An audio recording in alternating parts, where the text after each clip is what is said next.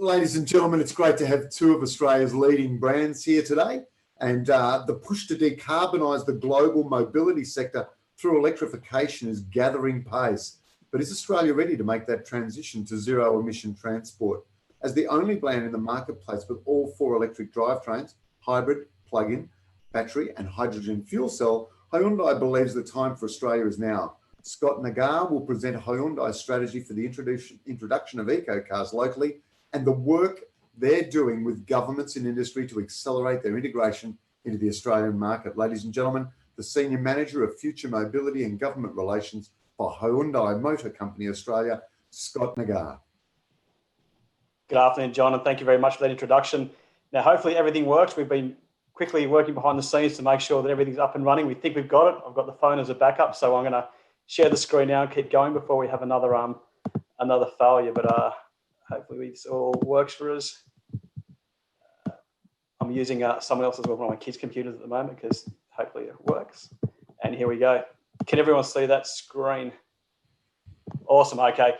So as Ben was saying, it's a real challenge in Australia to launch electric vehicles, and Ben and the team there and the guys at Mitsubishi over the years have done an awesome job trying to get EVs on the market here and get infrastructure out and try and get governments looking in the right direction. In the last couple of weeks, that hasn't been made any easier for us, but these are the challenges we face. So I'll go through what Hyundai is doing today and what we're planning on for the future to try and make a difference here in Australia. If we take one step back, we've got three core pillars moving forward. We've got connected mobility, how we connect into the vehicle and everything we do with vehicle to infrastructure, vehicle to vehicle, vehicle to everything you do in your life. Freedom in mobility is where our full autonomous vehicles come in, so level 4 autonomous. We've got that with Ionic testing now, and we've also got it with our Nexo fuel cell vehicles in a number of places around the world, and that's really awesome to see. We're really focusing that technology on our zero emission vehicles. The last thing I'd hate is an autonomous vehicle chugging around the streets, putting pollution out of the tailpipe. So I think the smartest tech should go into the smartest vehicles.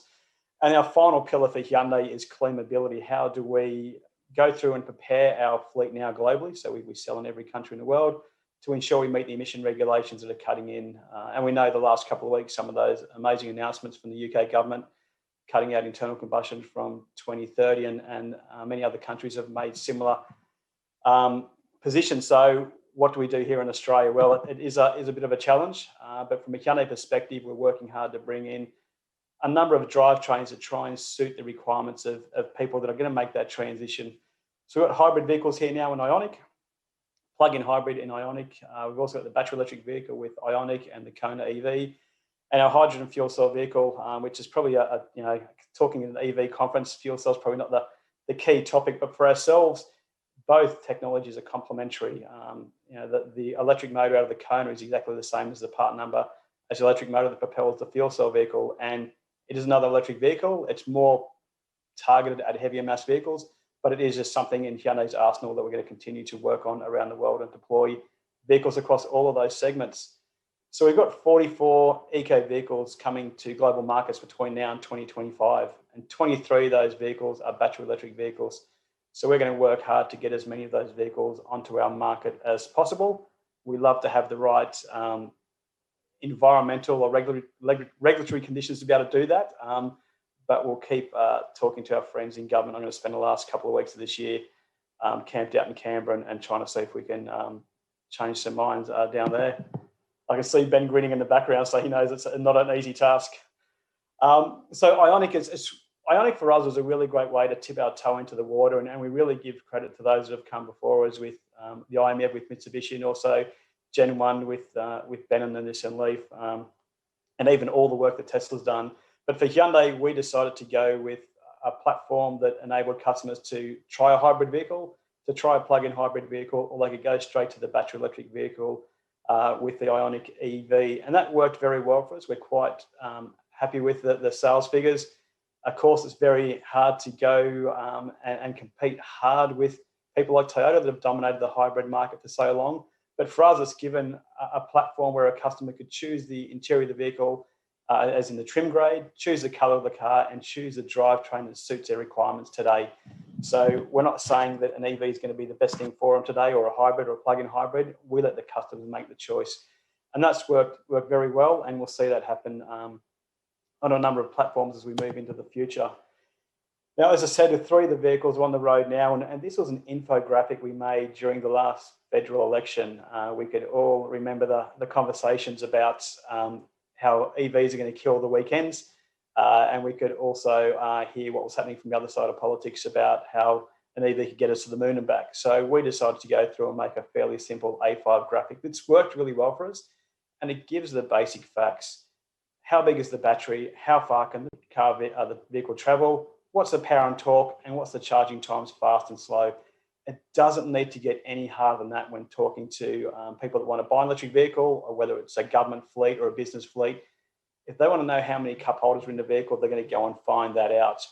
But in this case, when it comes down to what really is an electric vehicle capable of, this is the best way we've found to try and get the information across in a simple, easy fashion. And I do know these cards are sitting on a number of politicians' desks, and journalists have got them. They've worked really well for us. And I think that's one of our key messages here at the moment is, how do we bring the conversation about EVs back to the basics, back to the reality that people that aren't quite aware of EVs, like everyone on this call is today, and everyone watching this cast, we're all here because we love EVs and we think they've got a great future around the world, and they will be the future. But how do we get our neighbours, our friends, our families, our parents, our boss at work to think about transferring his fleet to an EV fleet? So this is what we're going to continue to do, is try and create a narrative where it's easy to understand, and if people like the idea of an EV, they can then start the journey and look for more information either from us or one of our competitors. Now, the big thing for Hyundai this year is Ionic, and earlier in the year, the Ionic platform was revealed, and it's basically called our global modular platform. That's a platform that will run across a number of different sections. So it'll go from small vehicles, mid vehicles, to small, mid and large SUVs. And it's a way of having the technology be scalable. The biggest thing with EVs, and Ben would get the same questions, when can we get price parity? How can we get the prices down? And to do that, we need mass volumes, and we need to be able to get the same part used as many times as we can across as many platforms as possible. So the vehicle on the right-hand side there is the Concept 45 that was at Geneva Motor Show last year. That vehicle will arrive in Australia next year. And I won't go into any of the specs or exact timing, but it is a fairly awesome vehicle. And we start a lot of our chassis development and testing that vehicle with the pre-pods that arrive in the next couple of days or next couple of weeks. So we're very keen to get a good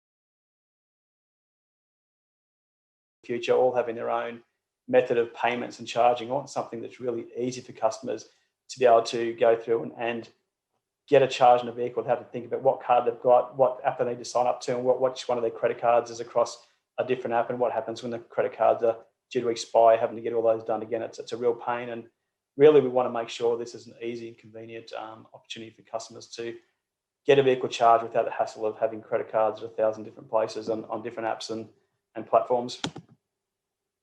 So really the biggest thing for us is preparing for the future. So continuing to work through the FCAI and work with BayHad at the EV Council, and also work with all the colleagues we know at AEVA and make sure that we come together and have a really clear message.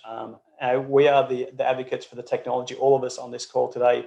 We're the ones that are preparing the future for our kids and the next generations of kids in Australia. And I'm not going to get a bit evangelical and start chanting, but it's up to us to do a good job now. We're one of those countries where the work I do in Europe and North America and in Korea with Hyundai, there's regulatory measures in place to be able to help the adoption of these vehicles and make things happen.